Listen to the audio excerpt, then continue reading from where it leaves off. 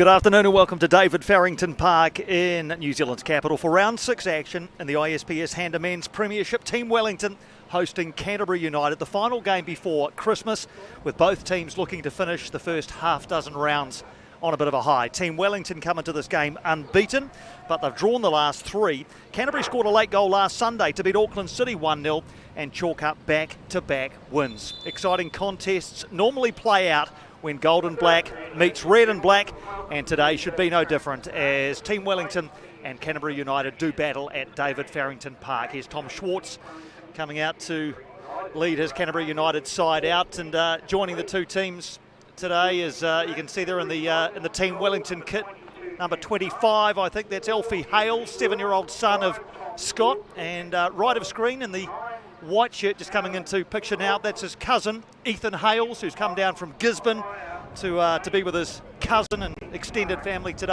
and gets a lovely opportunity to walk out with the side. So brilliant to see the two Hales boys making their way out onto David Farrington Park. It's a sun-bathed David Farrington Park. The wind is from the north, which means it'll come from left to right as you look at the screen today, and shouldn't play too much of a part in proceedings. Let's have a look at the two teams and the way they'll line up today. Team Wellington make 2 changes to the side that drew 1-1 with Eastern Suburbs a week ago. Taylor Shrivers is injured and João Moreira is suspended. In come Ben Mata and Sam Mason-Smith. So line up with Scotty Basale in goal, Justin Gully, Ben Mata and Scott Midgley the back 3. Harris Zeb, Mario Barcia, Wan Gutkik and Rory McKeown in midfield. Sam Mason-Smith, Hamish Watson and Nathaniel Halamariam up top.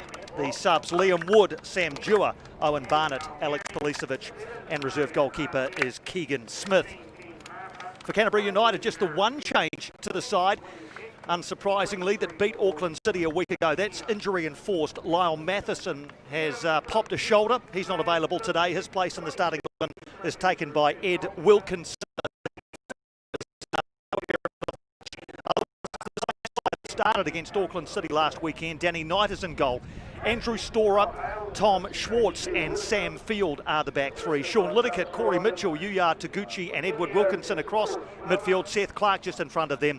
Garvin Coughlin and Ehire Delaney up front. Just the 3 outfield subs at Lee Padmore's disposal today. George King, Luke Tung and Jacob Richards, who was a super sub a week ago, coming off the bench to score that winning goal. And Eddie Ashton is the reserve goalkeeper. Matthew Conga is our referee today, well known around these parts and around refereeing circles, A-League referee, international referee, so we're in good hands today with Matt Conga. Ashton Davenport and Dom Barry are the assistant referees. Chris Bennett is our 4th official. So the two teams are going to turn around. Looks as though Team Wellington will kick with the wind at their backs in the first half. Won't be too many problems telling the two teams apart today. In the red, Canterbury United, and the dark strip, it is the home side, Team Wellington. Team Wellington have gone win-win, draw, draw, draw this season. Canterbury United started the season with 3 consecutive losses before wins over Hawke's Bay United and Auckland City in the last 2 weeks. A win today and they could jump as high as 3rd on the ISPS HANDA Men's Premiership ladder, at least for the time being. Welcome along on Sky Sport Next on the live stream. Great to have you here for Team Wellington against Canterbury United, and we're underway with Team Wellington, as I say, kicking from left to right. That is from north to south here at David Farrington Park in the eastern suburbs of Wellington. Canterbury United in the red, kicking back towards the club room's end, south to north. Early involvement for Wilkinson, who was so good in the last couple of games off the bench. Garvin Coughlin with a rather optimistic effort inside the first 30 seconds. Probably don't blame Garvin Coughlin for having a crack. He's a striker after all. He's got the instinct. Normally scores his goals a bit closer, although he did get that absolute worldie against Hawke's Bay United a couple of weeks ago, so perhaps he's got a bit of a taste for it. Justin Gully has a bit of a milestone match today in number 2 for Team Wellington. 125th game for Team Wellington for Justin Gully today. Real servant he's been for this franchise. 11th season in the National League as well. He had time with the Wellington Phoenix, of course, as well. who's dropped into a pocket of space. Ihai Delaney knows the city well, having played a lot of football for Western Suburbs. It's going to be a bit short of Delaney. Mason Smith is in the action early as well. Delaney's got back, and rather it's Liddicoat who's taken it off him. Now he feeds Ihai Delaney. McKeown's across to try and halt his progress. Here's Coughlin. It's a bit of a pocket of space, but it was closed down quickly by Mario Barcia. And Team Wellington able to pass this one out. Here is Barcia. He's just such an integral part of this team. Pulls the strings in midfield. A determined, robust player. Has played every minute of the season just about. He'd come off against Auckland City when he was on a yellow card, and they were a bit worried about whether he might stay on the park, but he's an ever-present Mario Barcia. In fact, with Taylor Shriver's not starting today, just McKeown and Barcia have started every game for Team Wellington this season. By contrast, 5 players have started every game for Canterbury United. Flicked on by Watson towards Mason Smith. Can he find room on the edge of the area? Halamariam has it. He'll bring McKeown in. Good cross across the 6-yard box. And some confusion there, and eventually it's bounced off the shin, I think, of Sam Field and gone out for the first corner of the game. So Mason Smith and Halamariam, Watson, a pretty potent front three for Team Wellington today. McKeown always willing to lend a hand as well up and down the left, the Irishman, and he's going to line up the first corner of the afternoon. Foul given by referee Matt Conger. I think it was Scott Midgley who he's adjudged to have unfairly challenged for that ball. Chance for the pressure valve to be released for Canterbury United. So Danny Knight, Tom Schwartz, Sean Liddicoat, Corey Mitchell and Garvin Coughlin have all started all 6 games for Canterbury United. So consistency of selection across some pretty key positions for Lee Padmore. Saleh not put under too much pressure by the front two for Canterbury United. Just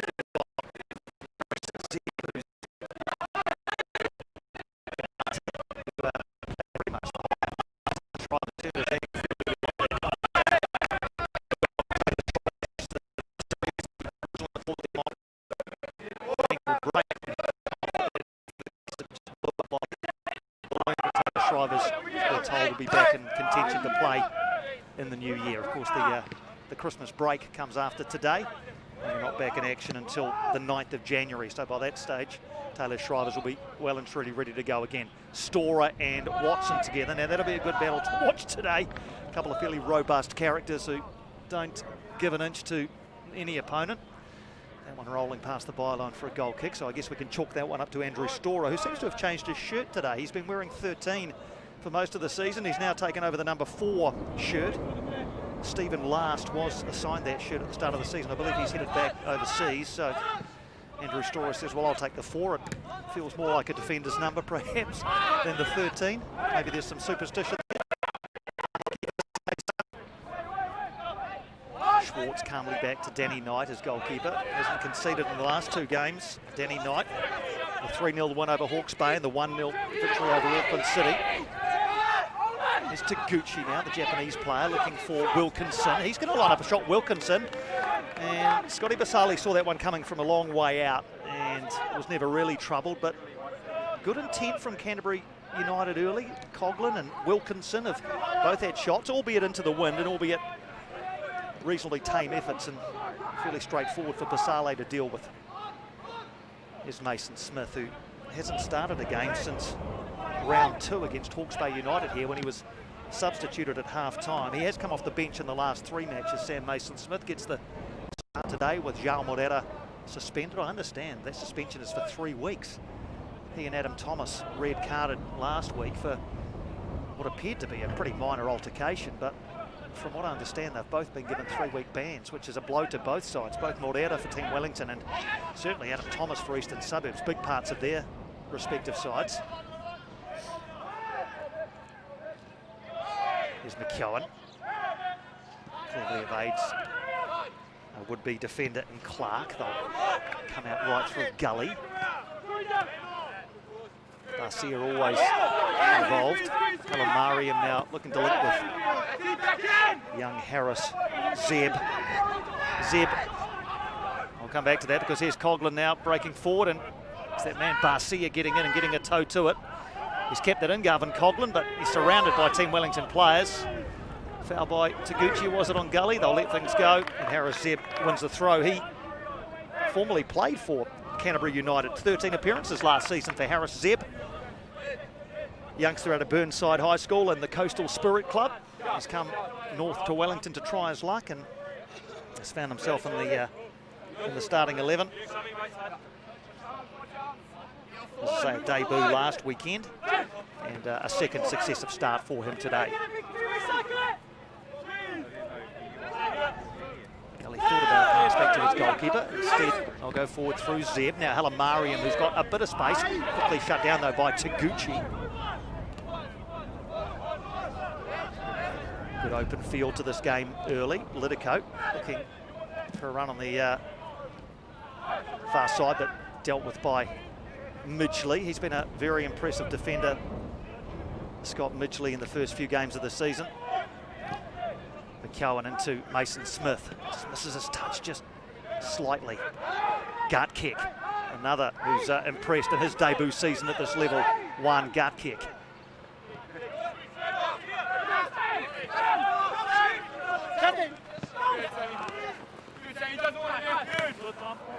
Picked up by Corey Mitchell. He's going to run the way of Yuya Taguchi.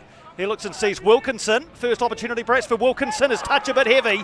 Ben Mata coming across. Really good defending from big Ben Mata. But Edward Wilkinson might look back and think, you know what? If I got a better first touch there, I might have just bought myself an extra second or two, which could have been crucial.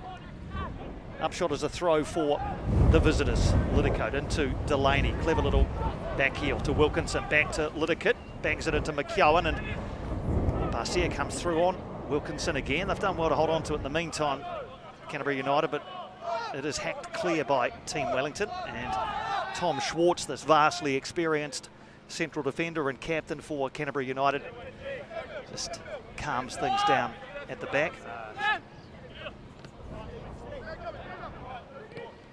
Tom Schwartz made his Canterbury United debut in 2010, so a decade's worth of service for Canterbury United. I know he's been very happy with the way his team's been playing in recent weeks. He said after each of the defeats in the first 3 weeks that his team were getting better each time, and they just needed things to go their way. Well, they've certainly gone their way in the last couple of weeks. Won over Hawke's Bay, and then last week against Auckland City, where they sucked up all that pressure, and then Jacob Richards coming off the bench to score the winner. That was a very rare win by Canterbury United against Auckland City. 21 matches they'd gone without beating them. 21 games. And they hadn't beaten them at home since 2008-9. Midgley is there ahead of Delaney.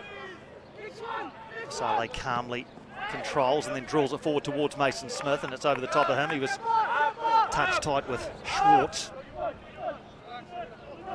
First 10 minutes have gone by pretty quickly here at David Farrington Park in Miramar. We wouldn't probably expect early goals in this game. Neither of these two sides has scored a first half-hour goal all season. In fact, first half goals, or goals in the first half hour, have been like hen's teeth this season. Of the 60 goals scored in the ISPS HANDA Men's Premiership, 6-0, only 6 have come in the first half hour. Delaney looking for Wilkinson. McKeown is there ahead of him. Clever from Rory McKeown.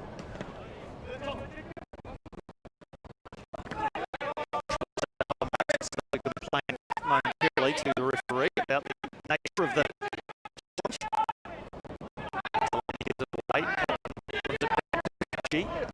watching the Canterbury United side to the National League. Garcia inevitably involved in breaking up that would-be attack. Mario Garcia is a great story as well. Found his way to Wellington 6 years ago, having been recruited by Island Bay United. Played for Hawke's Bay for a season, then Team Wellington. This is his 6th season in Team Wellington colours.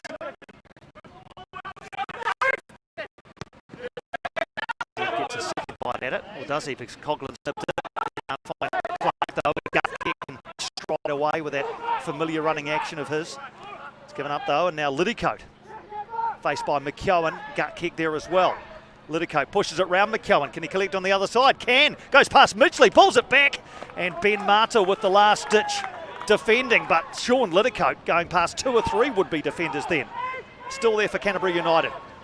And disappointing cross from Wilkinson. Storer will look to recycle. He might get himself in a bit of trouble here, Andrew Storer. He has. He's had it taken off him by Halamariam. Now can Team Wellington break quickly through Zeb? Plenty of real estate to run into for Harris Zeb, but he elects to calm things down. Goes back to Gully.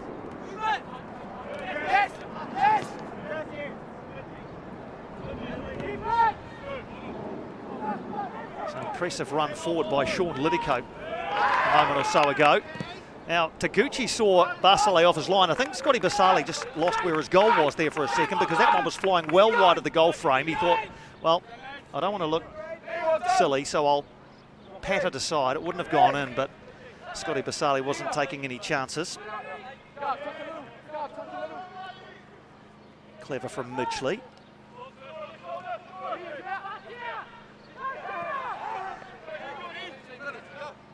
Canterbury United doing well, shuffling from side to side and stopping any forward progress by Team Wellington. Once again, Mason Smith is challenged, and both players, he and Storer, go down.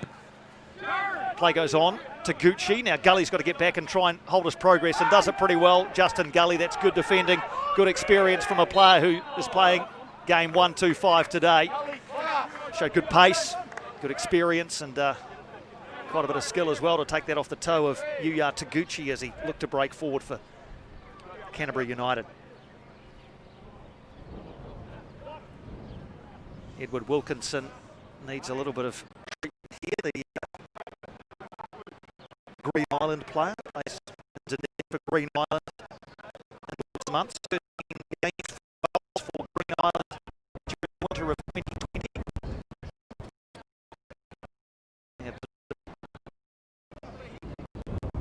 It's more of a conversation than any treatment at the moment with the Canterbury United physio.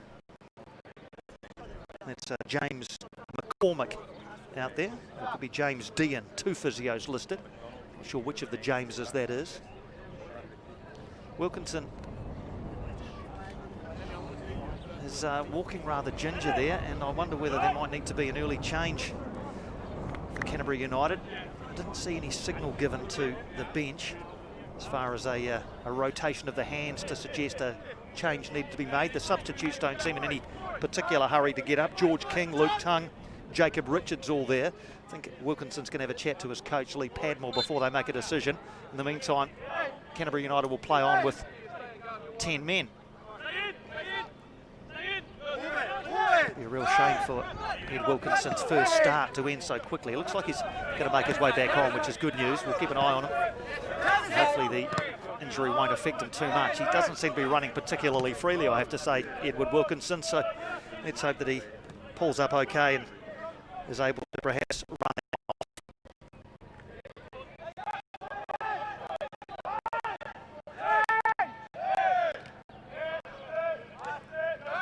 Gut kick for Team Wellington. Barcia calms down with the ball to Mata. And Gully. Slick passing from Team Wellington. Now Zeb looking to go past Field, who wasn't having any of that. Sam Field got back quickly and prevented any further progress from Harris Zeb. Mason Smith chesting it back. With a cul-de-sac for Harris Zeb, but he's won another throw off Sam Field.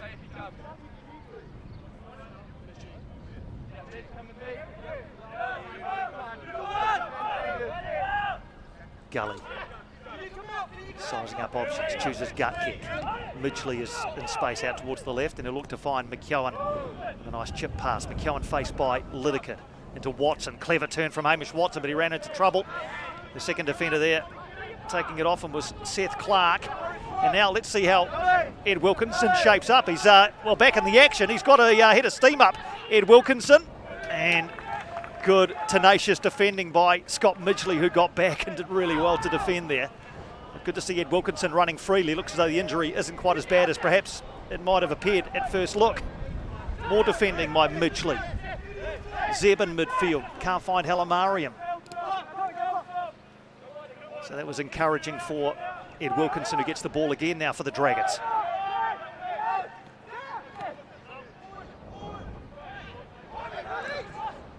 Delaney to Gucci, first time pass looking for Coughlin. It's a run past him, and now he's faced by Justin Gully, never the easiest defender to get around. Gets across, and Mata there though with the clearance. Mason Smith back helping out, and then Gully hacks it clear, but only as far as Clark.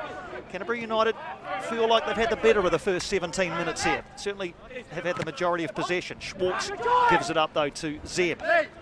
He skips away from Delaney. And can't find Watson with the pass. Clark in the way, but that's a loose one, and McKeown might seize on the scraps. Halimariam. They'll recalibrate through Midgley. Now gut kick. Movement is sideways at the moment for Team Wellington. Barcia and gut kick exchanging passes. Mason Smith. It's a pretty clogged midfield for Canterbury United, and difficult for Team Wellington to pass their way through. Halimariam looked up, all he saw were red shirts really, so had to go back to Gully, now into Watson. This is better. Halimariam out towards McKeown. They've created a bit of an opening here. How's the delivery from McKeown towards the near post? And Halimariam was coming in with Storer. Storer got the touch, and it's out for what will be a Team Wellington throw, I think, by the corner flag. Andrew Storer is pretty well coming in for Ben Stroud, who was the starting defender in that position for the first couple of games and then picked up an injury. Watson goes back to Gully. Some in the crowd want Team Wellington to actually have a shot at goal at some point. Sam Mason-Smith. Good crowd here. Pre-Christmas crowd is getting a bit frustrated at the lack of goal-scoring opportunities for Team Wellington. That one comes to nothing as well as it comes off McKeown and down into Miramar School. Ball kids will sprint after it and recollect it. Yeah, but Ben Stroud, son of former All Whites goalkeeper Alan Stroud, played the first two games, but it's been Andrew Storer alongside Tom Schwartz and Sam Field ever since. Approaching the 20-minute mark in Wellington. Nothing really in the way of clear-cut goal-scoring opportunities for either side, as has been the trend, as I mentioned before, in the first half hour of games. If we extrapolate that out even more, of the 60 goals scored this season, only 19 in the first half, 41 in the second half, including 17 in the last quarter hour of matches. So teams have been fairly stern defensively in first halves, not so much in the second. Hawke's Bay is probably the best example of it. They haven't let a single goal in the first half of matches, but 13 in the second half. It's at the bottom of the table at the moment, Hawke's Bay. Here's Zeb. Dinks one in, that's too close to Knight. Hamish Watson was making a run towards the near post, but radar slightly off from Harris Zeb. So as this game is going on, there's also a game at Kiwatia Street. Kicked off at 2 o'clock as well. Auckland City against the Wellington Phoenix Reserves. The Phoenix Reserves with a good win a week ago, beating Hawke's Bay United. Auckland City, of course, probably still smarting from their loss to Canterbury United in Christchurch last Sunday. Tomorrow it's the league leaders, Hamilton Wanderers against Eastern Suburbs. That's at 4 o'clock at Porritt Stadium. Hawke's Bay host Waitakere at Bluewater in Napier from 1. And that'll be round 6 in the books for the ISPS HANDA Men's Premiership. Halimariam, clever, still at the feet of Ngati Halimariam. Barcia, gut kick. Mason Smith. The passing's good, but is there an end product? There's one gut kick. Can he make room? He does make room, and unfortunately under the challenge from Storer, the shot from one gut kick drifts wide. So the passing is good, but Canterbury United have set up pretty effectively defensively, stopping Danny Knight from having to worry too much about shots headed towards his goal frame. 27-year-old goalkeeper for Canterbury United, Danny Knight, been around for a while now. As Coglin has drifted out to a left-sided attacking position, tries to find Delaney, Midgley there ahead of him. Calmly passed out by Gully, and then Barcia just gets it past Wilkinson towards Mata. So spreading play nicely, Team Wellington. Mason Smith and Storer together. Look to find McKeown. Lidicote aware of what the plan was, and he's across there and has cleared that up really well to Wilkinson. Really competent player, Sean Lidicote. He's been around the league for a while now. 4th season with Canterbury United after 3 at Hawke's Bay. Went to the Under-20 World Cup in 2017 with New Zealand, played every game at that tournament in South Korea. Not too much whistle early in this one from Matt Conga as we approach the midway point of the first half.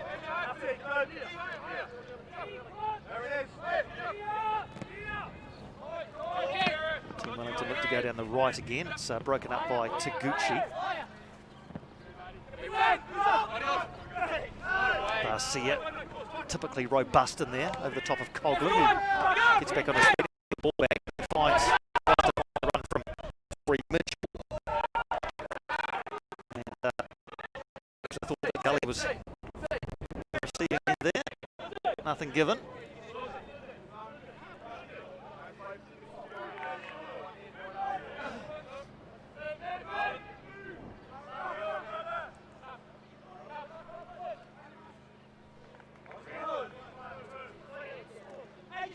Sam Field has come forward to take these throws. Gets it back from Taguchi. Steers quickly on it and does Will Harris there. Chance for a break here, no. As Field gets the ball back, Clark can't quite control it. Goes back to Mitchell. They're spread a bit at the moment, Canterbury United. Lidicote too narrow as he looked for Wilkinson. Coglin thought about making a challenge, thought better of it and saved his energy.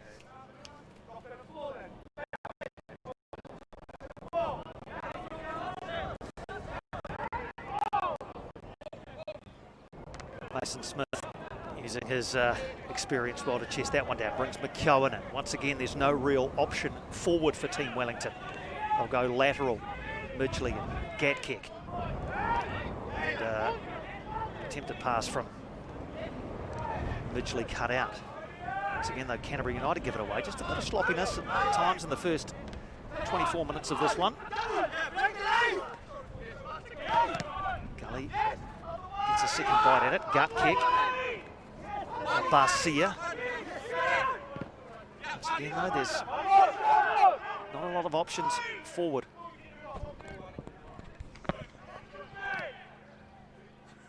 Watson now finds McKeown. This is better from Team Wellington. Little link towards the near post, dealt with by Canterbury United and wellied forward. Coglin seizes onto the ball, falls to Taguchi. Now Schwartz with that educated left foot down the line for Delaney. Mata is in, and I think that's going to be a yellow card for Ben Mata. I don't think there's too many arguments around as Mata came through on Delaney there. Matt Conga having a wee word, and the word is Ben Mata will be the first name in my note today for the agricultural stuff from Ben Mata. Delaney seems to be okay. I think he probably heard Mata coming, so steeled himself for the contact. No, free kick for Canterbury United. Ben Mata has to be a little bit careful now as far as the rest of this game is concerned. You're never that comfortable having a centre-back on a yellow card. We saw that from Brian Keltack at Auckland City a couple of weeks ago when they were here to take on Team Wellington, and he was sent off inside the first half hour for 2 yellow cards. Mata is on one now. Taguchi to deliver. Coglin, little flick towards Delaney. Coglin wants it back, but gut kick won't allow that to happen. With Clark, clever pass to Wilkinson. The angle is narrow across the 6-yard box. Delaney hadn't quite made the run, and Barcia can clear. Schwartz helps it back in. Barcia tidies up. Midgley calmly goes forward towards Mason Smith. Once again, the passing is good from Team Wellington as they pass it around in the middle third. It's just whether they can get any end product in the front third. They haven't troubled Danny Knight as yet as we approach the half-hour mark. Mata, Mason Smith, and Midgley. Possession-wise, Team Wellington have had plenty of it, but it hasn't been in an area that's really going to hurt the visitors too much. They might now, though, through Gully. Field's in the way.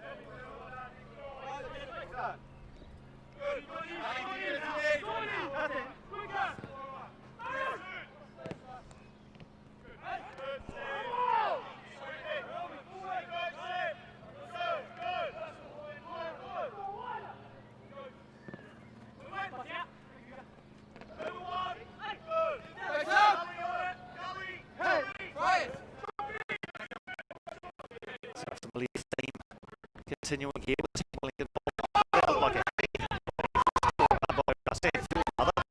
by the referee. So play on. Very deep, but now it's a pass from Delaney to Coughlin, who's a bit of a lone ranger. Wilkinson is the only player up with Garvin Coughlin. He's faced by Mata, who can't dive in. Coughlin across goal. Midgley with the last-ditch defending. Really good defending by Scott Midgley. Wilkinson was there looking for a tap in. Scott Midgley having none of it.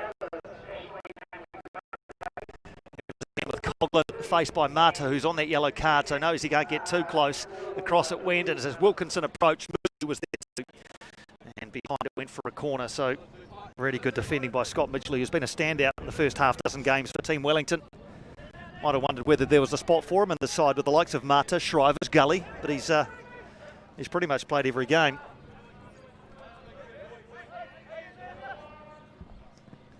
Taguchi goes deep with this one towards Delaney.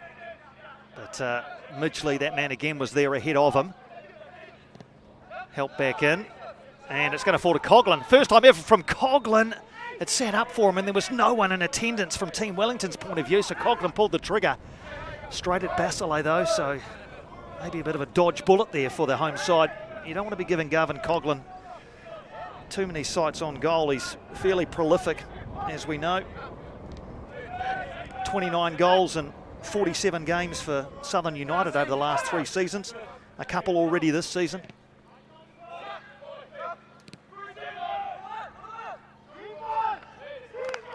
Given away again, and just as they gave it away, they gave it back. Canterbury United, or just as they picked it up from a giveaway.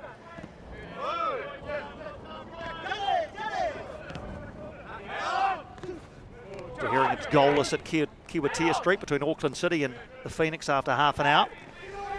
Barcia comes in with a stern challenge. Taguchi back on his feet, and then that was a shove on the back, rather unnecessary from Mario Barcia. He'd done the first bit pretty well, but then just a hand in the back of Yuya Taguchi, and free kick given away in a pretty good attacking position. So rueful smile from Mario Barcia as he strolls back to defend. Coughlin's gone across to take this one. Wouldn't imagine that he would be sizing up a shot. He could if he wanted to. Direct free kick, but more likely he'll be aimed for the likes of Delaney, Storer, Schwartz, we know is so good in these situations. Corey Mitchell is there as well. Team Wellington have brought just about everybody back. How's the delivery from Garvin Coughlin? It's good, and a good punch by Basile. That's really good work, and as Storer came in, he hit the deck pretty hard, and referee Matthew Conga stopping proceedings immediately just to make sure that Andrew Storer hasn't suffered anything other than just a heavy fall onto the grass here at David Farrington. Physio jogs out, maybe just winded as he hit the ground.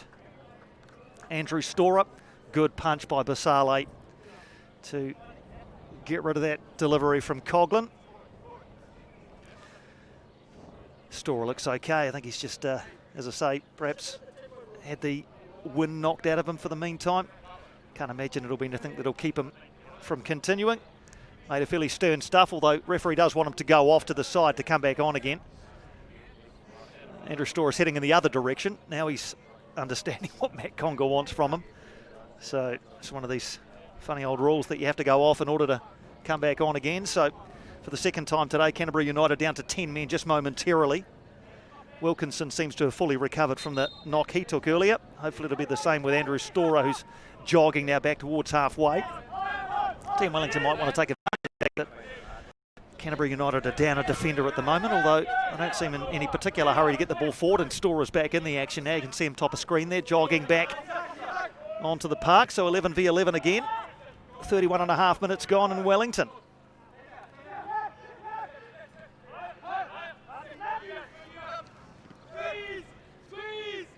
Gully nips it past Coughlin towards, in fact that was Barcia to Gully now.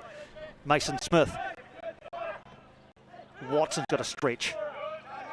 Midgley always looking for McKeown out left. No way forward though for McKeown, who's been cleverly marshalled for the most part today by Sean Lidicote. An inadvertent slip by Ngati Haramariam has allowed Coughlin to seize onto this one. He can't get it past the long legs of one gut kick. Zeb inside and outside Sam Field. Well done from Harris. Zeb goes past him again and then slips over, unfortunately, gets up, carries on. And Mitchell is back helping out. In fact, it might have been Field and Mitchell have transposed there. The upshot is the ball's gone forward. So Harris Zeb causing some problems up and down the right.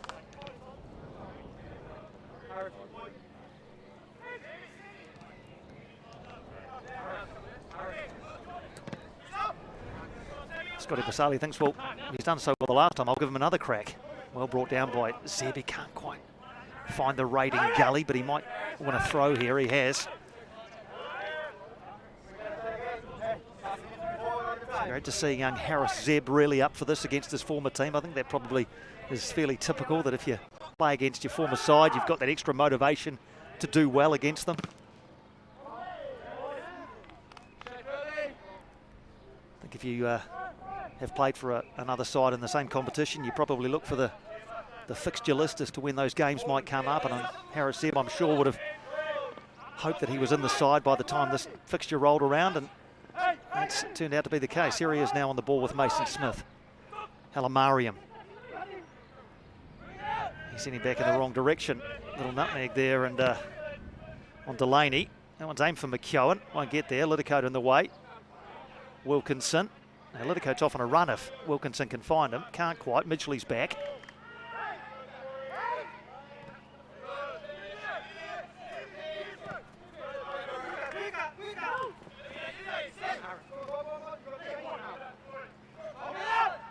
Gully rating forward again.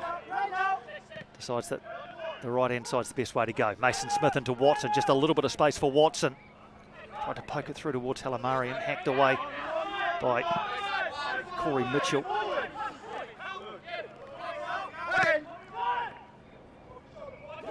Halamarian again. Looks to free up Zeb. He can pull it back, can he? Harris Zeb, far post towards McKeown. Diving in on the far side there was Sean Lidicote.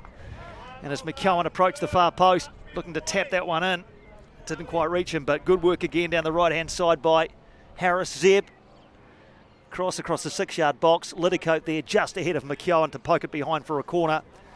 So Team Wellington getting a lot of good mileage out of Harris Zeb up and down the right. McKeown will take the corner that he earned and towards Watson, who I don't think he thought that was going to get past Storer. It did, and kind of hit Hamish Watson rather than the other way around. Referee's given another corner, so it's obviously flicked off Storer as it's gone back past him. So Rory McKeown will get the chance to reload here.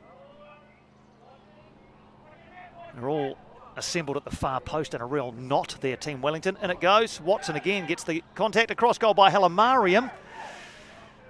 And it's gone behind before Harris Zeb can stop it. So goal kick results.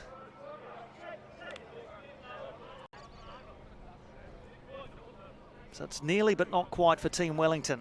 10 minutes to go until half-time, and we're goalless here at David Farrington Park.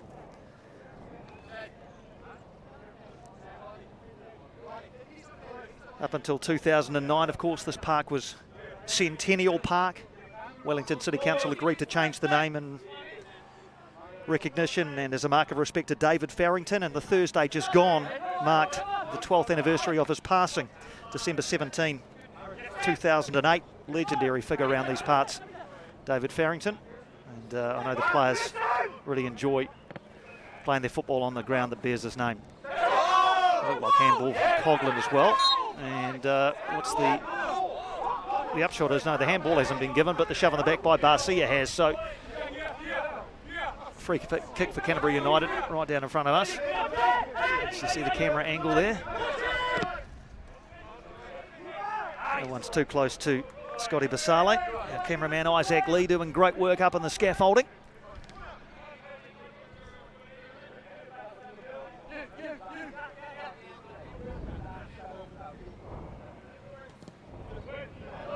Just reminding you that Team Wellington do have the win behind them in this first half. It's not a game-changing win by any stretch of the imagination. It'll be more like a northerly breeze. Here's Zeb again. He's been really good.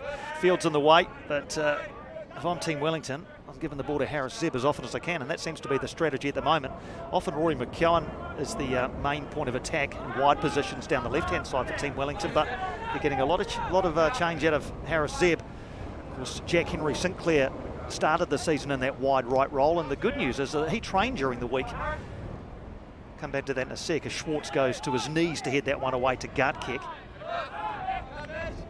Barcia can't find Halimariam. Of course, Jack Henry Sinclair injured himself in the round 2 clash here at David Farrington Park against Hawke's Bay United. And the initial prognosis was that he might be out for the entire season with a shoulder injury, but talking to coach Scotty Hales before the game, he said Jack Henry Sinclair turned up at training during the week, and with a shoulder injury, he dropped down and did 20 press-ups in front of his coach, just to make the point that he's actually all right.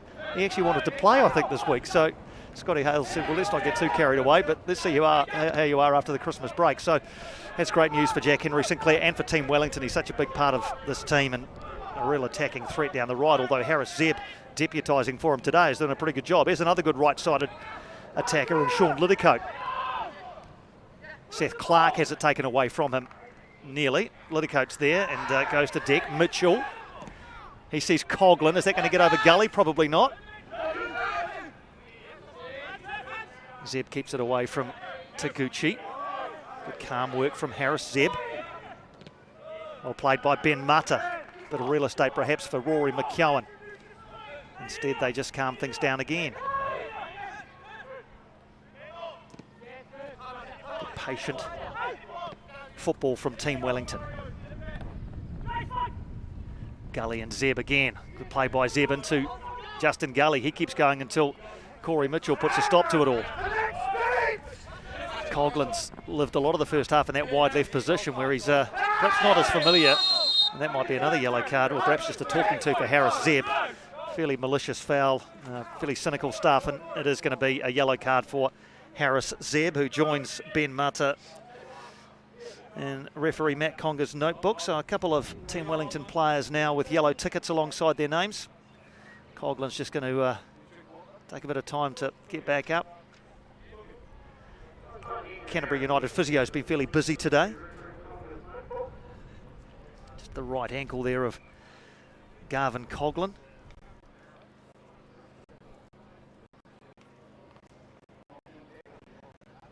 Couple of goals already this season for the Irishman. Jacob Richards has a couple. Goals also to Delaney, Schwartz and Taguchi for Canterbury United. Team Wellington's goals have come from João Moreira, not playing today of course, with that 3-game ban. 3 goals from him. Hamish Watson's got a couple. Mario Barcia with that wonderful goal against Eastern Suburbs last week opened his account for the season. Natty Halimariam and Jack Henry Sinclair also goal scorers. Coghlan back on his feet and looking okay. Can't find Delaney with the pass though. And the imposing figure of Ben Mata comes across. I think that flicked off the shirt of Delaney as he cleared it. No, says the referee. Scotty Hales, I think you might have even heard him say, did you not hear that? As it flicked off the shirt of the Canterbury United player. I think we even heard it from up here, didn't we? Some wry smiles on the Team Wellington bench. Now we're without a football, so we need one of those.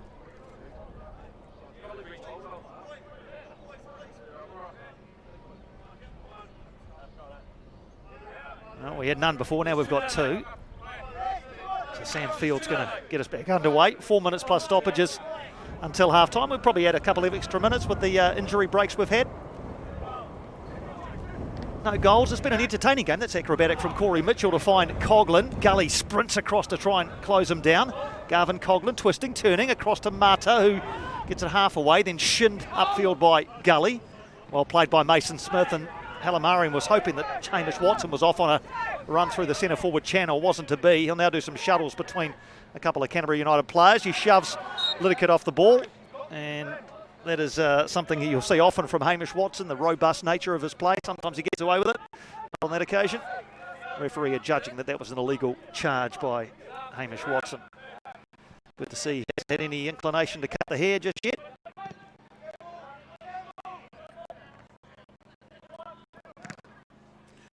Liddicoat helps that one forward. It's going to bounce out of play. So we're approaching half-time, just trying to think about which of the two coaches would be the happier. Sure, Team Wellington coach Scotty Hales would have liked his team to trouble Danny Knight a little bit more with the amount of possession they've had, certainly in the middle third. But he'll be pleased with the cohesion, I'm sure, of most of the passing movements. Lee Padmore for Canterbury United. Well, the clean sheet will please him, that's for sure. You might sort of worry a little bit about the fact they haven't really troubled Scotty Pasale too much.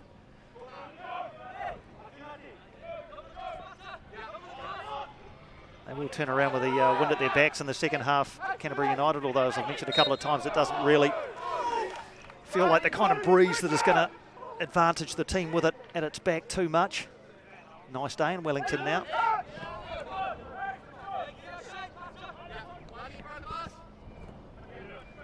Into the final 2 minutes of regulation time at the end of this first half. Still goalless at David Farrington Park, which, as I mentioned before, hasn't been rare this ISPS HANDA Premiership season. First half goals have been at a bit of a premium.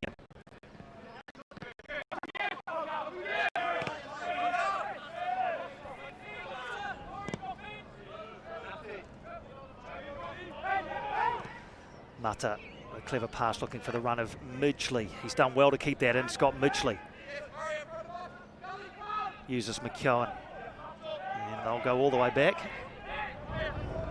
So possession, no problem for Team Wellington. Incision, perhaps, has been more of an issue for them. Watson is in there on Taguchi. Fairly this time, says the referee. Then he's barged into, and then he shoots and scores. Well, there's Hamish Watson for you in the last 10 seconds. The physicality, the skill, and then the unexpected shot as far as Danny Knight was concerned. And Hamish Watson, the flying mullet, has put it in for 1-0 Team Wellington. He wins it there. Carries on because the referee says he can, beats another man, and the snapshot, Danny Knight didn't see it coming. Team Wellington lead 1-0. Third goal of the season for Hamish Watson has the home side into a 1-0 lead. Well, that really came out of nothing. You could see from Danny Knight's reaction, he wasn't expecting the shot. I wonder whether Canterbury United kind of almost stopped because they thought that a foul was coming.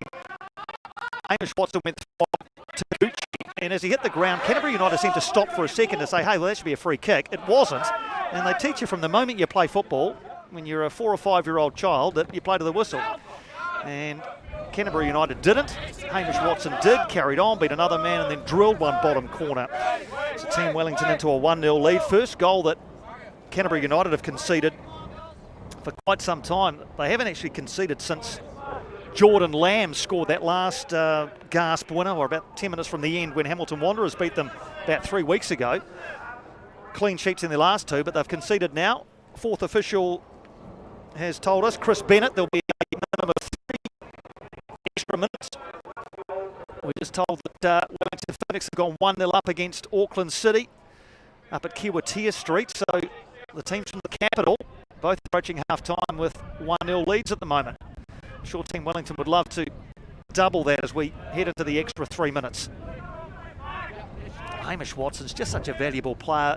I've always thought that he never gives his opposition defender an easy game. When you play against Hamish Watson, you know you're going to get a game.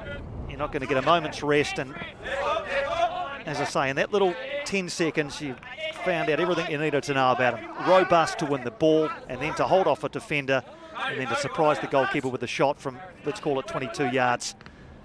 to put his team ahead. He's always scored goals wherever he's played. Hamish Watson, a valuable guy to have in your team.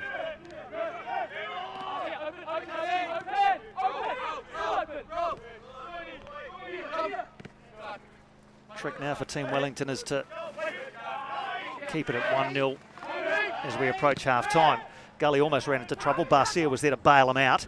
McKellen tried to flick it on towards Mason Smith. Liddicoat was in the way. He's got Wilkinson ahead of him and plays a little pass into what he hoped would be the run of, or the path of Ed Wilkinson, who'd made the run eventually, but Midgley had also read it, and he'll take it back into the corner and bring it away and draws the foul from Wilkinson. That is excellent play from Scott Midgley. The awareness of the ball being played through, body position to shield the ball and then to milk the foul and take the pressure off his team. He's been, as I say, very, very good. Scott Midgley for Team Wellington this season, had 3 seasons at Missouri State University in the United States. 10 appearances last season for Team Welly, and stand out again this season. Into the final of the extra 3 minutes that we're being told there's a minimum of. So I was asking before about who might be the happier coach. I don't think there's any doubt now that Scotty Hales will be pleased with the possession, and now they've finally got an end product through Hamish Watson's goal. I'm sure he'll be a very satisfied coach. Having said that, he'll know that Canterbury United are a team that knows how to come back from deficits. They did it twice in that game against Hamilton Wanderers that I mentioned before. They were 1-0 down and 2-1 down, came back to 1-1 and 2-2. So a 1-0 deficit won't faze them. They've got the attacking ability through the likes of Coughlin and Delaney. We haven't seen a lot of Ehide Delaney in this first half. He's been on the fringes of the game. Coughlin hasn't. He's into Delaney now and he can't get his foot on that one. And once again, Scott Midgley's going to do great defensive work to see that one out, and a shove by Ehide Delaney on Midgley. I think that shove's come from frustration more than anything else, because he couldn't get round the side of Scott Midgley. And referee Matt Conger decides that will be the last action of this first half. Pretty satisfactory stuff for the good crowd here at David Farrington Park to enjoy. It's been a good open game, and Hamish Watson has provided the decisive moment of it. His goal has been into the lead at half-time. Make it David Farrington Park. Our scoreline: Team Wellington 1, Canterbury United 0.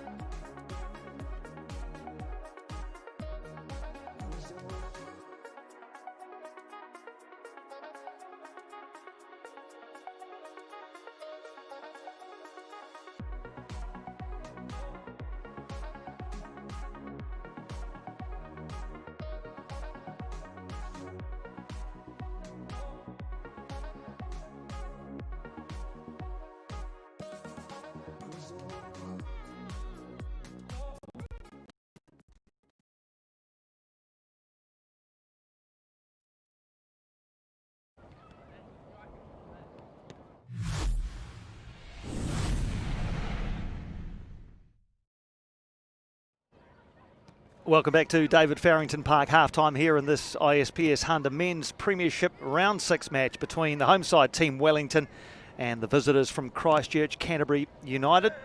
The two teams are about to make their way back out onto the playing surface. Hamish Watson's goal in the 44th minute has Team Wellington into a 1-0 lead. And the other game that's going on at the moment at Kiwatia Street in Auckland, the Wellington Phoenix reserves with a 1-0 win, 1-0 lead. Let's not get too carried away. A 1-0 lead at half-time over Auckland City. And Riley Bidwar has scored the goal. That makes it 3 in 3 games for Riley Bidwar, who came off the bench to score against Hamilton Wanderers a fortnight ago. Got the third goal last weekend against Hawke's Bay United and has put the Phoenix reserves ahead today against Auckland City. So Riley Bidwar certainly putting his name up in lights for the Wellington Phoenix reserves as we head towards the Christmas break. Teams making their way back out. Coughlin and Mitchell seem to be in fairly good heart, not disheartened by the 1-0 deficit they face. Just keeping an eye on the fourth official to see if there'll be any changes. I think there might be a change coming at half-time for Canterbury United. I can see Luke Tongue is getting stripped. George King as well. So I wonder whether there's going to be a double change here at half-time for Canterbury United. Just keep an eye on that. King and Tongue are certainly stripped and ready. So we'll keep an eye on the fourth official and find out who is coming off for the introduction of these two players. I'm having a look around and I can't see Wilkinson out there, so I think he might be one who makes way. So Wilkinson departs with George King taking his place, and Luke Tongue is going to also make an entrance.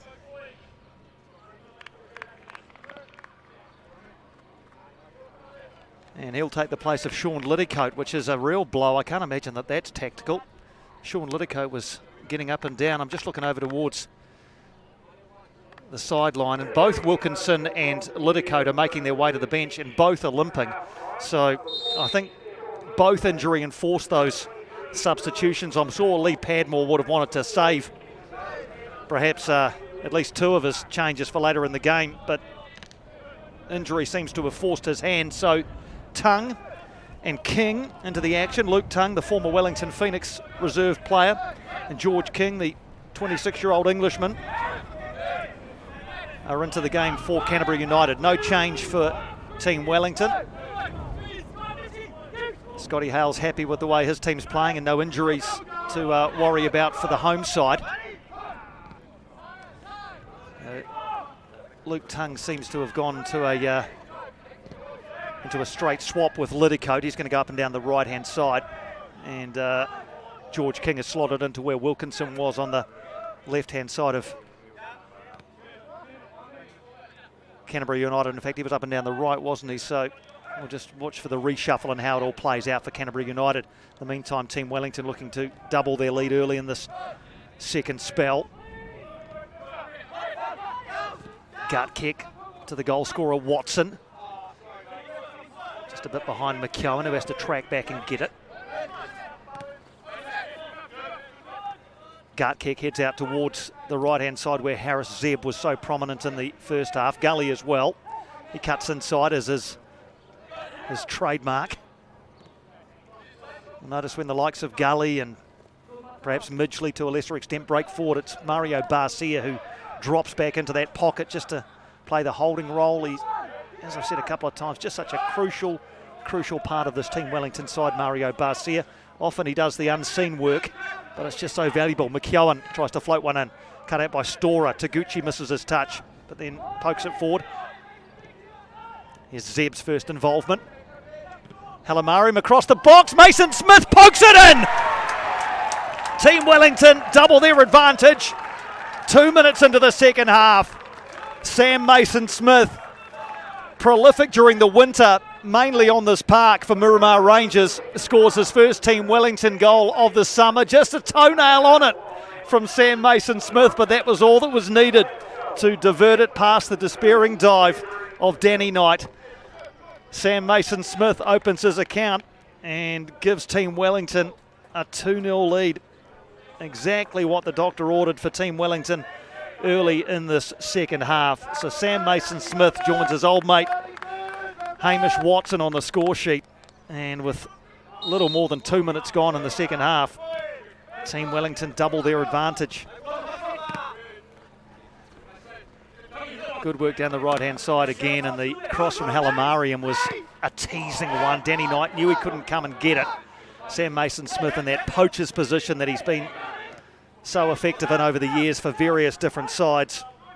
Slid in and just got the right touch on it. And I'm not going to say it dribbled across the line, but it hardly burst the net, but it doesn't matter. They all count for one. Zeb again looking to inflict further misery. Goes past Field, who's struggling to keep up. Halimariam doesn't hit a shot as he would have liked, and Schwartz is able to dribble that one away. King with the attempted trickery.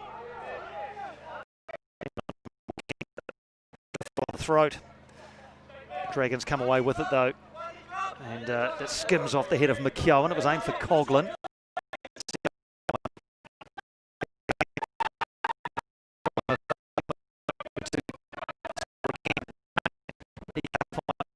Goal into Midgley, behind for a corner. So Canterbury United at least down the right end as they try to reduce the deficit back to just the one goal.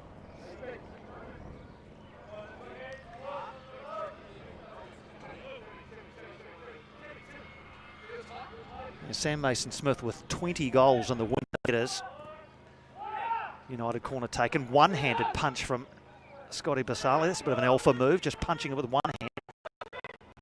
Taken by Clark and over from Coughlin. There's a guilty opportunity for a player of Garvin Coughlin's ability. With help back by Seth Clark. Here it comes. I don't quite know how Coughlin's missed it. He's 6 yards out and volleys it over. A player of this calibre gobbles those up. Garvin Coughlin with a golden opportunity to get Canterbury United back into this one, and he hasn't been able to take it. Teasing little ball back in from Seth Clark. And Coughlin all alone on the 6-yard box and unable to apply the finish.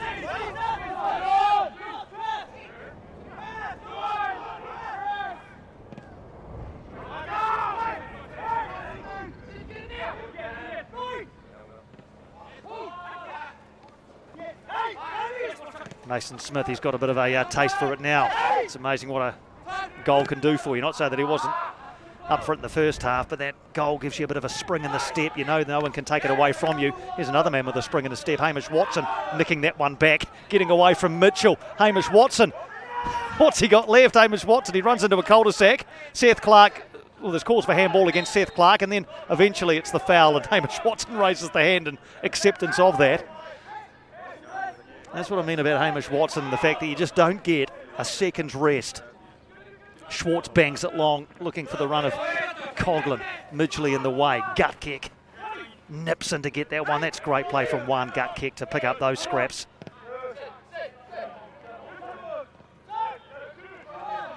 Slip from Halimariam allows Mitchell to nip in. Field has to go back to his captain.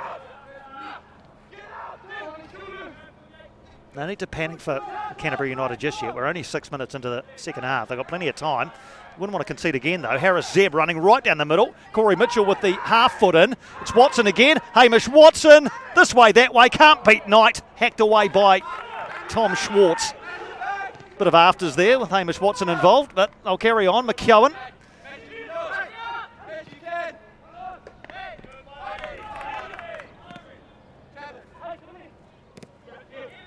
I think Team Wellington would probably be the first to accept that in the first 5 games of this season they haven't reached the heights they would have liked on a consistent basis.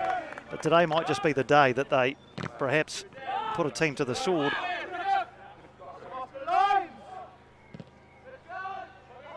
Canterbury United will have a fair bit to say about that, obviously.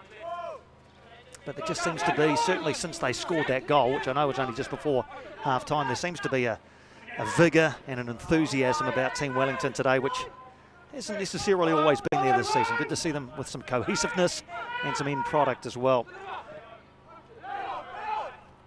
They keep up their record as well of having scored in every game.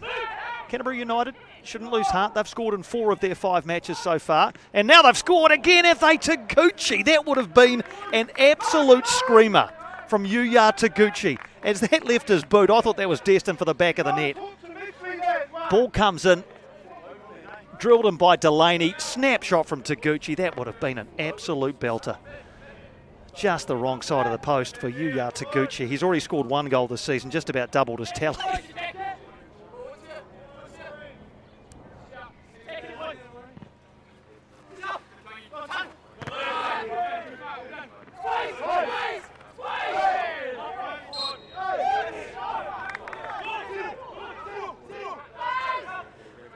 They'll come again, the Dragons. Delaney has it taken off him by the impressive gut kick.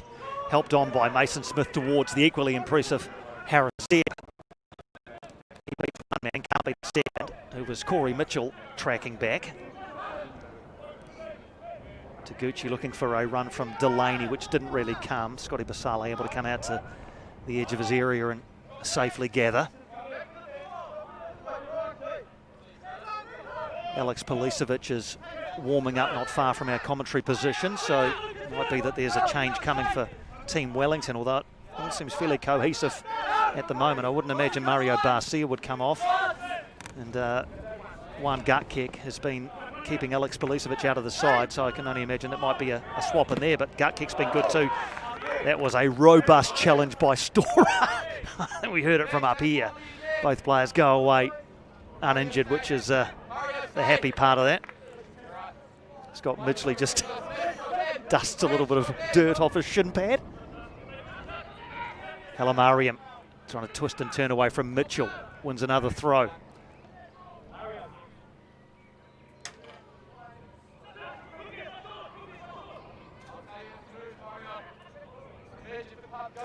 Into Watson. You know he's going to hold this one up. Halamariam first time. Stora, Watson. Gag kick helps back Halamariam. He can't get it. Zeb has it taken on by George. Just as he was about to pull the trigger. That's good defending by George. It's all they say Wellington.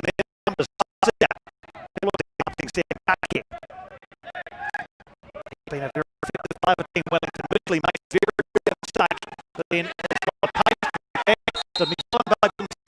the referee Conga says yes. Well, that's almost a collector's item. A bit of a mistake from Scott Midgley, who holds his hand up in apology. He would like to get back and try and make up for it. McKellar has made a hand here, and Chuck Coughlin over. Afterwards, for Canterbury United. Goals either at half-time for Coach Watson and Sam Mason. They've played a lot of football together, those two. Both on the score sheets at tongue. Thanks to this one in. And it's back across goal and Basile dives on it. Short up there with the attacking intent. Dangerous in those areas. Tom Ports. Against Hamilton Wanderers in Christchurch a couple of weeks ago.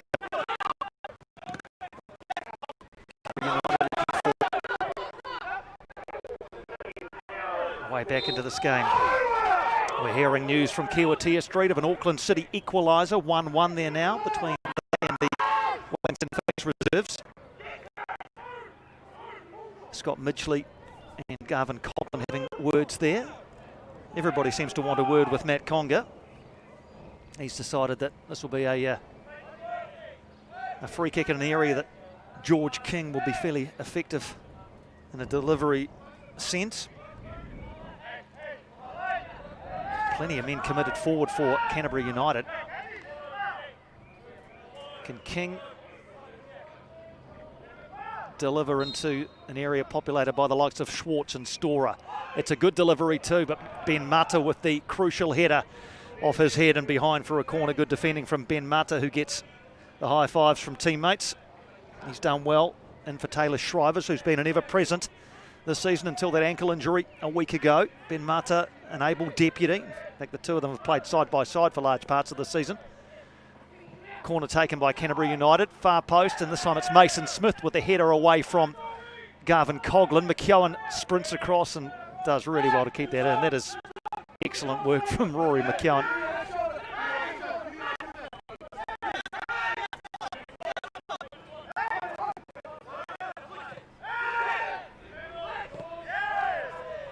Team Wellington with good cohesiveness today. I think it's about as well as I've seen them play this season, and they might be on for more here. Watson feeds Halamariam. Storer all the way with him. They'll go back to Gully. Barcia, who's everywhere as per usual. Zeb.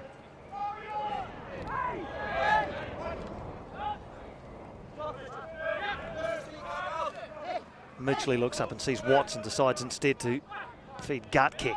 Halamariam. Maybe a bit too clever from Halamariam. King in on Gully, and Gully wants to know why that's not a foul. Matt Conga says, well, I was just waiting to see where the ball would go, but if you want a free kick, I'll give you one, which he does. That was George King, who's just getting a wee word from Matt Conga. No card produced.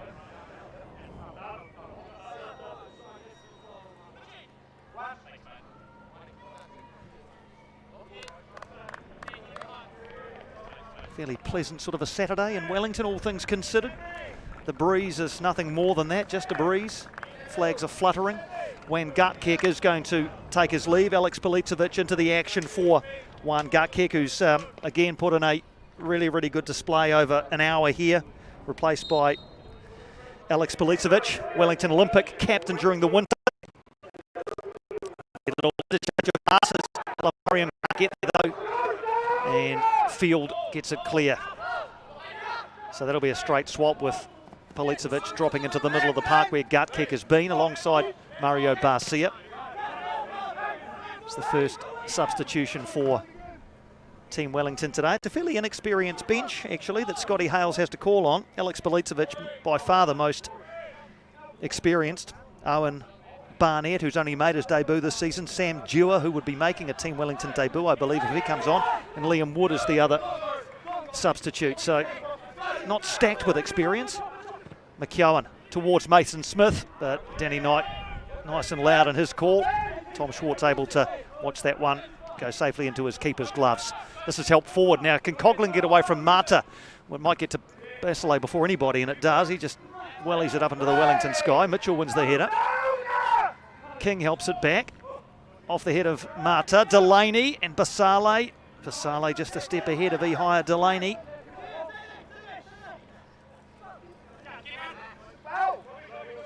So just the one clean sheet so far this season for Team Wellington. That was in the opening game against the Phoenix Reserves. Watson's done well to keep that one in, and headed behind by Schwartz. Well, a couple of those Canterbury players thought they had already gone behind for a goal kick. Noticed the assistant referee on the far side, so we'll have another look at it. See if he can pick it up here.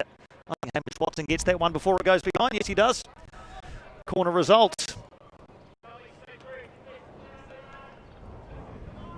So Team Wellington looking for what would be a decisive third goal here. McKeown is going to wrap his educated left foot around this one.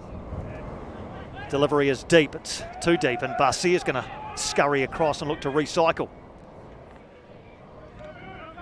They'll recalibrate through Gully. Game 1-2-5 for Justin Gully for Team Wellington. Zeb making it difficult for Field, who does well actually at the second time of asking. King. Now Coughlin. Only Taguchi really in the middle. Ihai Delaney arriving now, and Garvin Coughlin happy to win a corner. So after this weekend, we take a break until January 9-10.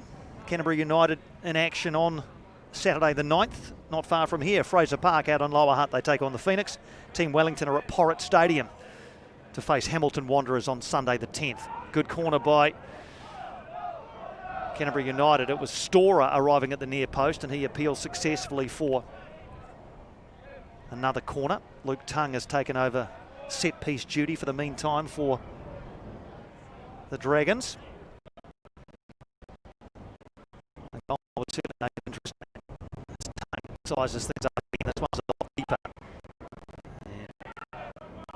Who cleverly puts it in, but can't find a teammate with that second take, and Sam Mason boots up into the trees.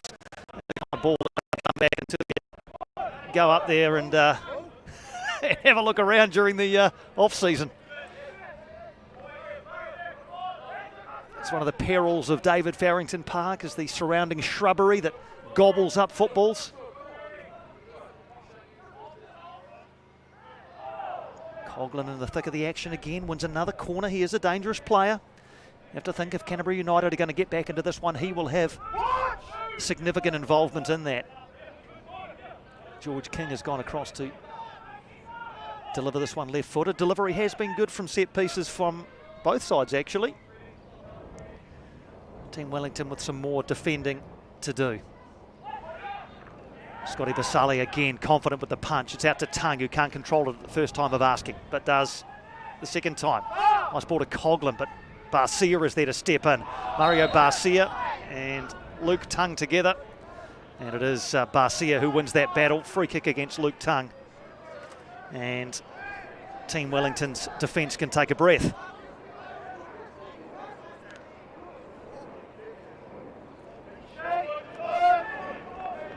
So the other round 7 fixtures once we come back after Christmas. Eastern Suburbs against Hawke's Bay United on Sunday the 10th at Medill's Farm. Waitakere United in a Auckland derby against Auckland City at Seddon Fields.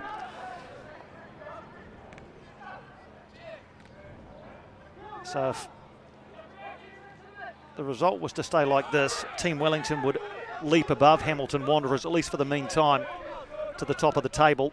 A win today would also ensure that they would go into the Christmas break in the top 2, regardless of results in other games. So I think if you'd offered Scott Hales an unbeaten 6 games and a position in the top 2 at Christmas time, he would have happily accepted that. Still a bit of work to do for Team Wellington to secure all 3 points, especially when Garvin Coughlan's around. Zeb's back defending, hacks that one into touch.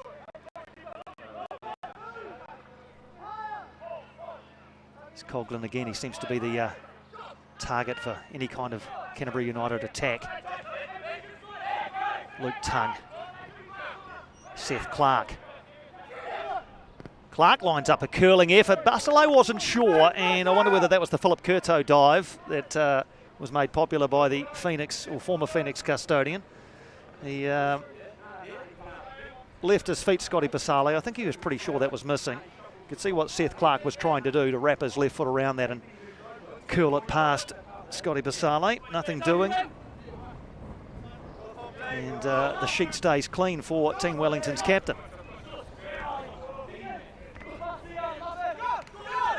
Storer and Watson together. Neither of those two is going to give an inch, and don't. Halimariam now battling with Mitchell. That's gone out off Corey Mitchell for a Team Wellington throw.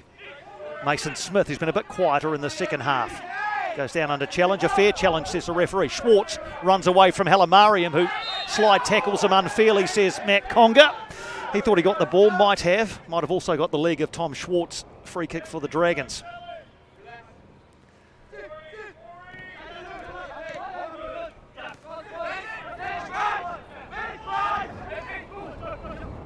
Approaching the midway point of the second half. Canterbury United would love to reduce this deficit to set us up for a bit of a grandstand finish.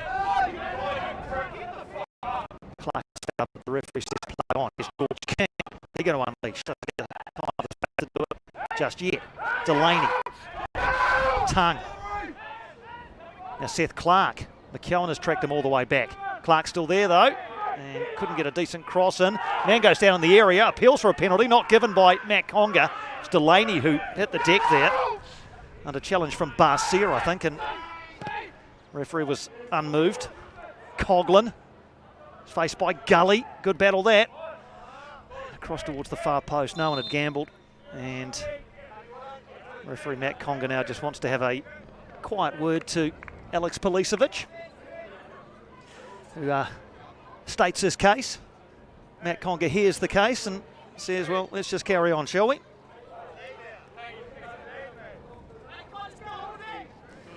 Alex Policevic playing every game for Wellington Olympic during the winter.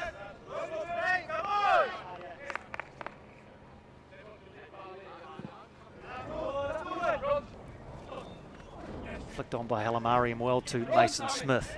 Halimariam absolutely surrounded by about 4 players there. Does well actually to win the throw.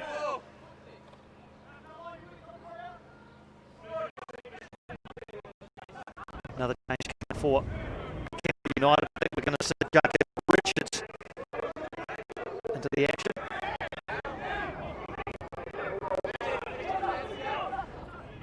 McKeown with the long throw towards Watson. He and Schwartz together. It's going to fall for Hamish Watson. Surely 3! No, what a great recovery there by Sam Field. It looked for all the world as though Hamish Watson was going to make it 3. But what a wonderful sliding save it was from Sam Field. Behind for a corner as Hamish Watson's eyes lit up. Knight was there to try and make a save. Didn't have to in the end. Sam Field recovering well to thwart Hamish Watson. Corner results. McKeown to take. Mata, Mason Smith, Zeb, Watson, all there. Mata can't get there. Story gets it away. Help forward by King to Coughlin, who does well. He's got Taguchi on the outside. Sprinting down the left. Counter-attack on now for Canterbury United. They can get numbers forward quickly enough. Team Wellington sprinting back now. Coughlin pushed into the corner. Looking to try and win something over there, Garvin Coughlin. Eventually gets it back to King. Now a man goes down. Once again, Matt Conger is in close attendance and nothing doing.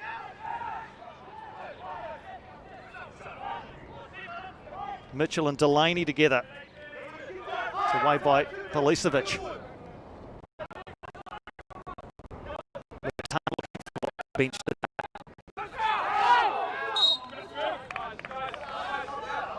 So I think we're going to see this change.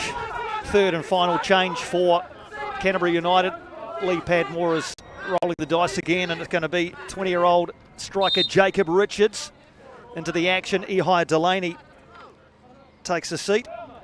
Jacob Richards already a couple of goals this season, including the winner. So he goes with the back of the net of Jacob Richards. He takes the place of Ihai Delaney, who was able to add to his goal-scoring tally so far this season. That'll be a straight stop, I'd imagine. Richards will go up top, partner in Coughlin. You'll probably see King further and further forward as the game progresses. Just 20 minutes left now for Canterbury United to find a way back in.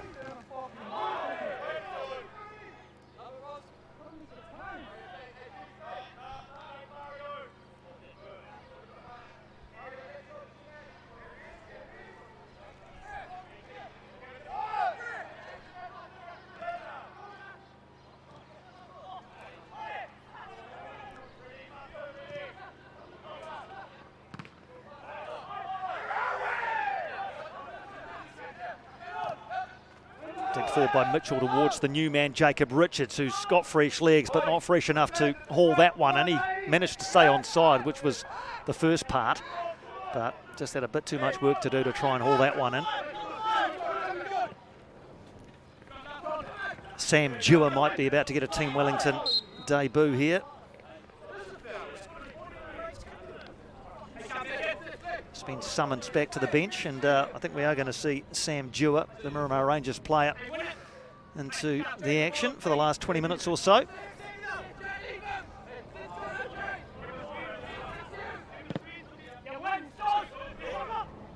Storer wins it over the top of Mason Smith.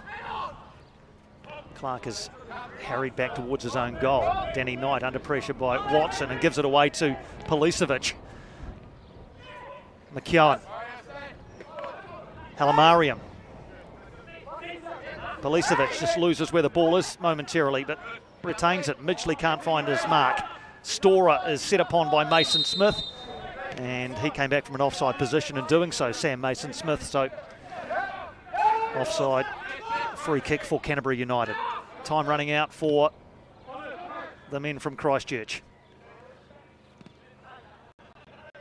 For the umpteenth time today, breaks up play for the Dragons.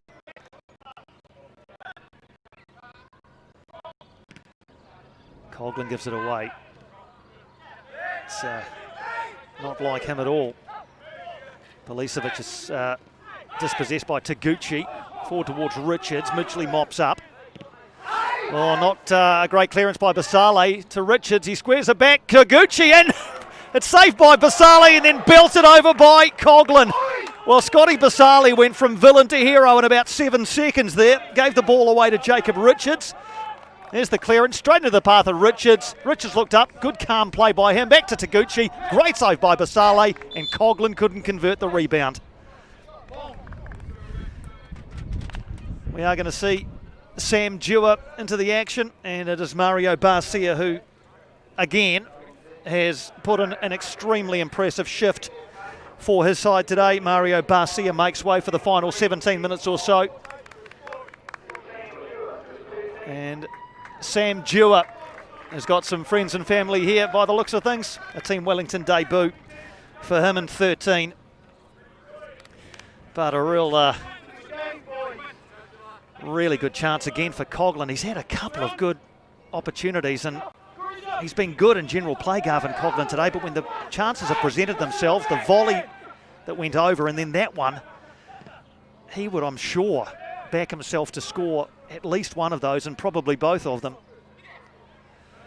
But Basale gives the ball away. Good play by Jacob Richards to square it for Taguchi, but a flying save from Scotty Basale to make up for the earlier error and keep it at 2-0. So Sam Dewar's gone into Barcia's position in the middle of the park. So an all-new engine room now for Team Wellington with Policevic. And it's almost another muffed clearance by Basale, but this one isn't going to cause any problems because Team Wellington are back in numbers and managed to get the ball away. Well, Scotty Basale wants to be a little bit careful. Maybe he was getting bored back there and thought he'll fashion an opportunity for Canterbury so I can make a save. Good save it was too. Might feature on the saves of the week during the week.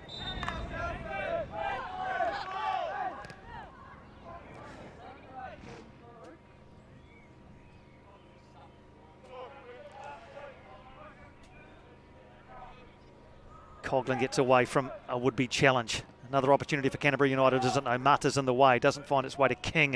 Team Wellington try to pass it out. Mitchell tries to give it back. Alamari won't get that one. Seth Clark buzzing around in midfield for the Dragons.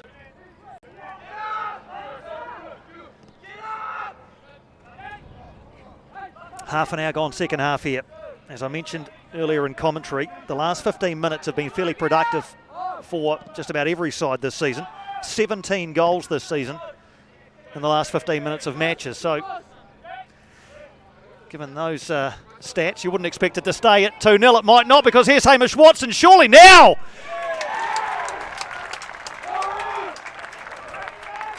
Well, I don't know what the opposite of a commentator's curse is, but we were just saying the last 15 minutes of games are productive goal-scoring wise, and so has proved to be the case again. A striker of Hamish Watson's quality does not miss chances like that, and with less than 15 minutes to go now, Team Wellington in what would appear to be an unassailable 3-0 lead. Hamish Watson a brace today to take him to 4 for the season. He is now the Golden Boot leader for Team Wellington, past João Morera, who has 3 and a 3-game ban, so he won't be scoring any goals anytime soon. Hamish Watson again proving his worth.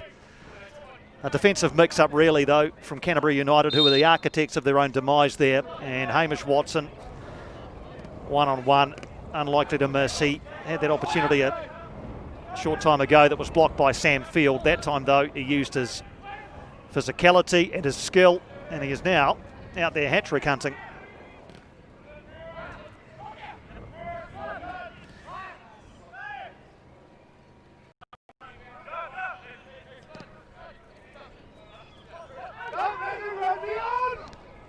So any goal now by Canterbury United, you have to think would be nothing more than a consolation. Less than a quarter of an hour to go. Hamish Watson adds to it. Oh, hang on, hold that thought, because Jacob Richards is at the post. Jacob Richards with an opportunity there to reduce the deficit. As we'll have a look at this one again. Through to him, he got away from his man Midgley, who slipped. Richards against the upright. It just hasn't gone right for Canterbury United today. Here it comes again. Zeb cushions the header away, helped on by Policevic. Sam Mason-Smith, a willing runner. There's still one substitute available for Scotty Hales if he decides to use it. Man down in the penalty area now for Team Wellington. Might be Scott Midgley, is it, who's down in the area there. So a short stoppage in play as Scott Midgley is seen to. Looks to be in a fair bit of discomfort there, actually, Scott Midgley, so I wonder whether they might just want to make the change. They've got Liam Wood, who is a defender, on the bench. Yeah, I just think if you... Oh, that doesn't look good at all from... oh, I think he's just cramped up, has he? He's just cramped up. All right, well, that might not be quite so bad. I wonder whether they might just want to give Liam Wood a run. He hasn't played it so far this season. The Upper Hutt local, back from injury. Suffered an ACL injury back in February, so hasn't played for quite some time, and I'm sure he'd relish a few minutes. They're trying to get the cramp out of Scott Midgley's leg, are they? Or is it... Yeah, that looks to be the walking style of a man with cramp. I hope it's only cramp. Will they make the change? They are going to make the change. Liam Wood, who spent time with the Wellington Phoenix for a while, actually played an FFA Cup game for them in 2017. Oh, actually, no, they're just going to wait for a bit, are they? They're not going to make the change. They might just wait and see whether Midgley is okay. Well, he was fully stripped, Liam Wood, but now he's been told to wait for a second. Just having a look at the physio, I think he made the universal symbol for substitute there. Now this one falls to King, straight at Scotty Basale.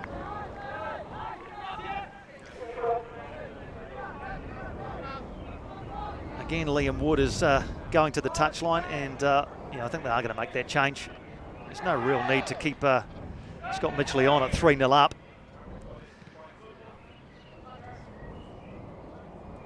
Harris Zeb, who's been quieter in the second half, but a nice ball there to Watson, outside of the foot across to McKeown. Team Wellington only have 10 men at the moment. There's Dewar. Elamarian decides to go all the way home to Scotty Basale. Tongue in the way of that one. Seth Clark. Tongue again. Cogler hasn't stopped trying, but hasn't fallen his way today. Now Tongue with a shot. Oh, he made that look easy, Scotty Basale. Like picking cherries.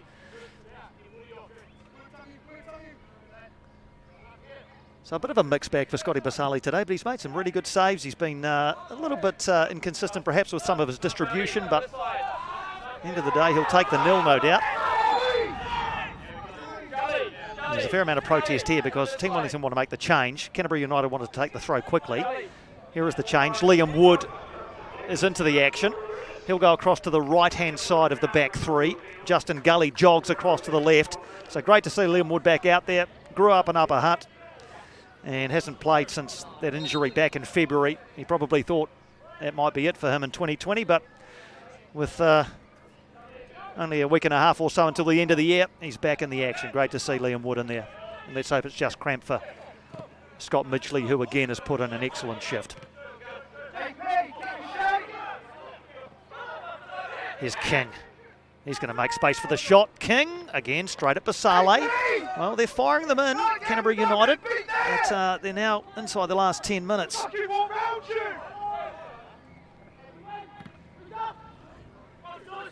Storer and Mason Smith together. Just must make mention, just while we've got the opportunity, of a long-time Team Wellington supporter, Dale Warburton, who is getting married today. He would ordinarily be here, but there's not a lot that keeps him away from a Team Wellington game, but I think a wedding's a fairly good excuse. So all the best to Dale Warburton on your big day. Jacob Richards. Sees Tongue outside him and just about finds him with a pass. He stayed down, Jacob Richards. I hope he's okay because there's no subs left for Canterbury United. That's not good for Jacob Richards. Just as he played that pass, he seemed to turn his ankle.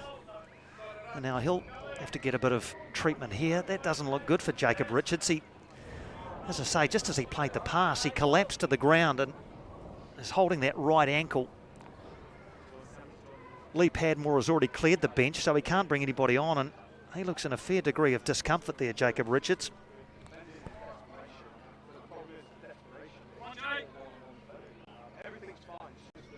I wonder whether he might get a bit of magic water on this and be able to continue. He's back on his feet, which is always a good sign, but he's very ginger. Yeah, I wonder whether Canterbury United might have to play the last 8 and a bit minutes with only 10 men. He doesn't look that certain to even be walking on that right ankle, let alone running on it, Jacob Richards. Ball given back by Team Wellington to their opponents. So if it wasn't hard enough to pull back a 3-goal deficit anyway, Canterbury United might have to do it a man down. Harris Zeb is fouled in the middle of the park as he breaks through. Really good first half from Harris Zeb, not quite as prominent in the second. Goal scorers today, Hamish Watson in the 44th and 76th minutes. Sam Mason-Smith just after half-time. And Team Wellington now looking almost certain to be going to the top of the ISPS HANDA Premiership table and retaining their unbeaten record. This will be a third win to go with 3 draws. Coughlin and Mata together. Mata gets a foot in, and Gully is now heading back towards his own corner flag, pursued by Luke Tongue.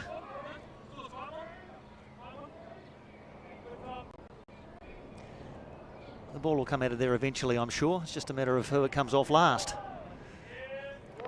And it's flicked off the shin of Luke Tongue. He didn't agree, and Justin Gully's got probably about the best possible outcome there with the throw. Jacob Richards is still down and receiving treatment.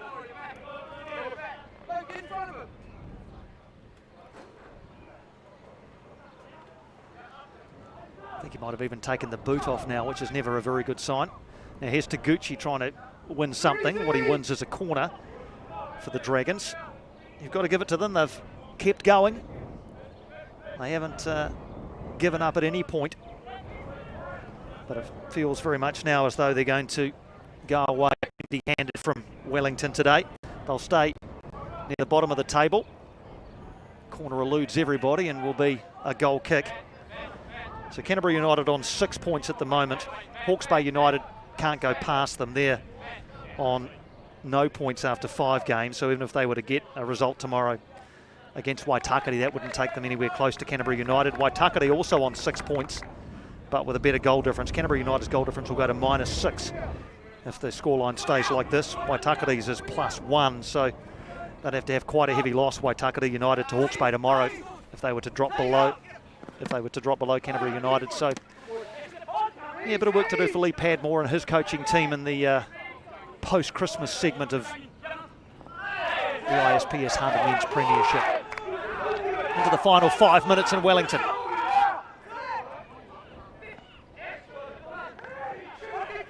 Jacob Richards is back on the field. That's good news. King.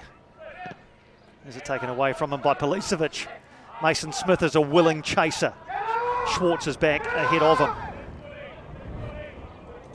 Yeah, Jacob Richards certainly isn't moving freely, but at least he's back out there, so that's something at least.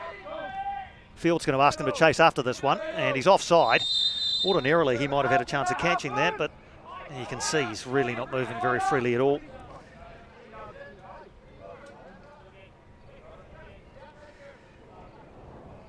So looking at other permutations, Team Wellington would stay top if Hamilton Wanderers were to lose tomorrow.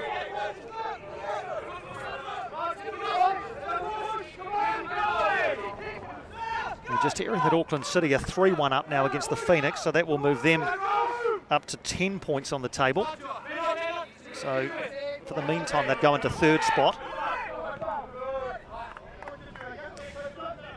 Certainly not a league in which anybody has got away. Even Hamilton Wanderers at the top with their 3 wins and 2 draws are going to be overtaken very shortly by Team Wellington, and will need a result tomorrow against Eastern Suburbs to retain the lead heading into Christmas. Corner for Team Wellington. Hamish Watson, I'm sure, would love a hat-trick. Sam Mason-Smith would like to add to his goal. Ben Mata, I'm sure, would love a goal. Those 3 are all targets. Harris Zeb is there as well. McKeown, delivery's good. And Mata with the header. He stooped and it goes behind. It's fed back towards the Canterbury United goalkeeper by a former Team Wellington favourite, Graham Little, who was behind the goal, watching with interest. He used to put the ball in for fun here at David Farrington Park over many years, Graham Little. Schwartz there ahead of Mason Smith. Bit of wrestling in the centre circle. So you'd have to think Scotty Hales will be fairly pleased with the way his team has negotiated their way through this game. Could have been a bit of a banana skin, I suppose you'd say. Whenever you play against a Canterbury side, you're never going to get an easy game if you're from Wellington. And even though Canterbury United's season hasn't been all they would have hoped for, they came off the back of 2 straight wins, but haven't been able to extend that. Bit of an arm wrestle in the first half until Hamish Watson scored the game's opening goal. Sam Mason-Smith with a real decisive moment early in the second to make it 2-0, and then Hamish Watson again with about 15 minutes left. There might still be another chapter to be written here.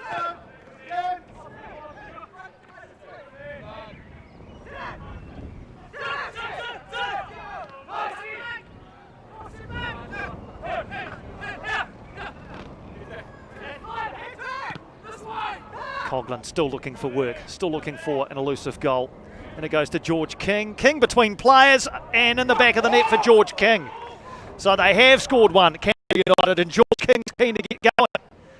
And they ran on through past George King. Scotty Basali came out and got something on that. Here is George King. There was a foot from Scotty Basali, but not the first time the season for Canterbury United. It's given them a fingernail to stay back in this game. We're now to the final minute of regulation time. I'm sure Team Wellington will be a little bit disappointed they've conceded. Every team loves keeping a clean sheet. They haven't managed it today. And so for the 5th game in succession, Team Wellington have conceded a goal, but it doesn't look as though it will be enough to get Canterbury United even a share of the points. Keep an eye on the 4th official to see how many extra minutes are going to be added at the end of the 45. Here's Zeb charging into the area. Goes past Mitchell. Harris Zeb. Can he pull it back? It's deflected by Field into the hands of Danny Knight. Canterbury United calmly look to pass this one out. Coughlin's very deep. We're going to have an extra 5 minutes. So there's been quite a few stoppages in the second half. 5 extra minutes to be played. That'll probably encourage Canterbury United, who have had enough chances. Surely they can't overturn a 3-0 deficit in 6 minutes. Here's King going to try his best to further reduce it. There were calls for handball there against Liam Wood. The upshot's a corner.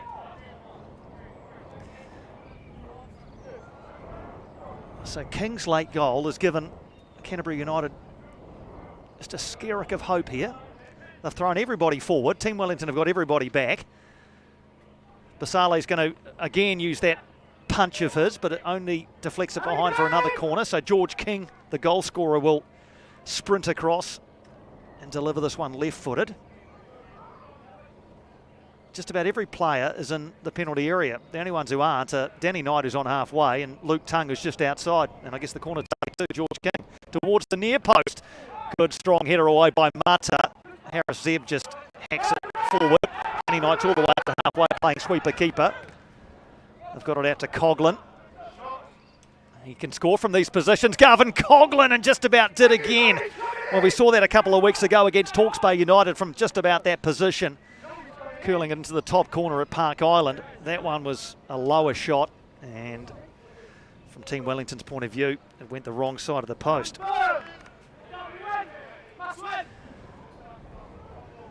So we've had 90 seconds of the extra 5 minutes.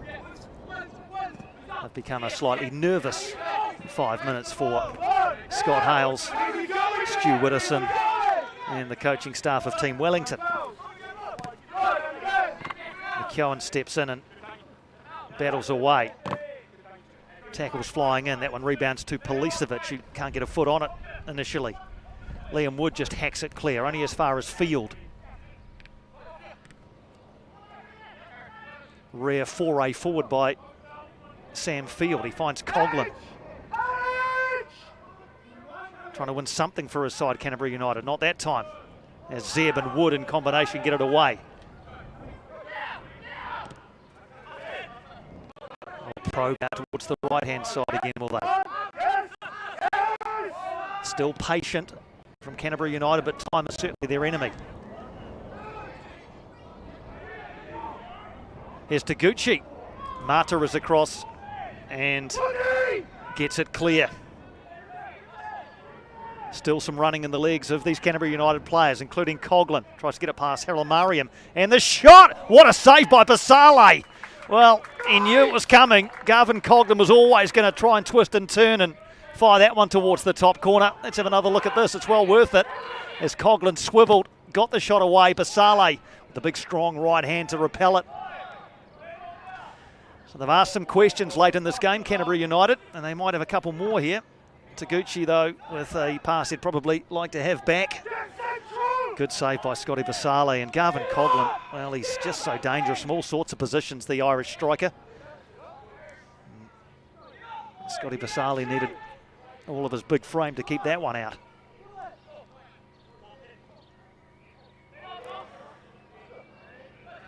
Schwartz has gone all the way forward now to play centre forward. That might open up some space at the back. Mason Smith deep into the game. Storer's come across. Is it time for Mason Smith to head into the corner? He thinks it is. Storer's going to track him all the way. Soaking up some precious seconds over there, Sam Mason-Smith, and has won his team a throw. Hamish Watson was hoping for a pass into the penalty area where he might be able to complete a hat-trick. 4 of the extra 5 minutes have been played. Mason Smith and Harris Zeb together. Zeb's done well to hold on to that one. Goes past Storer, Harris Zeb. Goes past Sam Field. Pulls it back and McKeown's there. Half-hearted calls for handball. Here's Hamish Watson. Can he complete the hat-trick? No, it's Schwartz in the way. Dewar. He's been told to hold on to the ball from the bench. Goes back to Gully. McKeown. Dewar looks up. Is he going to whip the cross in? Or is he going to stay over in that part of the ground as we head towards the 50-minute mark in the second half? It's just a game of keep ball for Team Wellington at the moment. Gully's very good at that. Dewar's looked good since he's come on. McKeown. Gully. Clever shift of body position. Haramariam was sitting on his heels. Knights across. And Haramariam with the athletic jump over the top of Danny Knight. And danger averted. The extra 5 minutes are up. All eyes now on Matt Conga, who is the sole judge of time, of course. And as the sole judge of time, Matt Conga brings proceedings to a close. A good battle here in the nation's capital today, as you always get when a team from Wellington takes on a team from Christchurch. And today it's been the team from Wellington, Team Wellington, who have come away with the 3 points courtesy of a brace from Hamish Watson and a goal from Sam Mason-Smith. George King's late goal was only a consolation for the Dragons. Our full-time score here at David Farrington Park, Team Wellington 3, Canterbury United 1.